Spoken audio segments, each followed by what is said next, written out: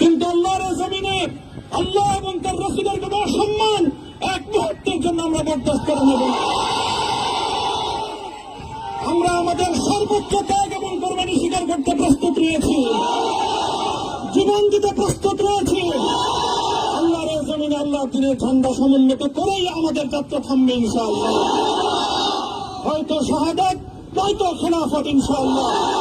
আল্লাহর জমিনে খেলাফত প্রতিষ্ঠার যে আওয়াজ আজ পৃথিবীর দিকে দিকে উচ্চারিত হচ্ছে, সে আওয়াজ বাংলার জমিনে খেলাফতের এই আন্দোলনকে চূড়ান্ত গন্তব্যে পৌঁছাবে ইনশাআল্লাহ। বাংলাদেশের আলেম সমাজ, হেফাজতে ইসলাম বাংলাদেশ সহ বাংলাদেশ খেলাফত মজলিস সহ সকল ভাতৃপ্রতিম সংগঠন, সকল ধর্মপ্রাণ, ইসলামপন্থী বিভিন্ন ছোটখাটো মতভেদ, মতবিরোধ, মত পার্থক্যের ঊর্ধ্বে উঠে যারা এলায়ে কালেমাতুল্লাহর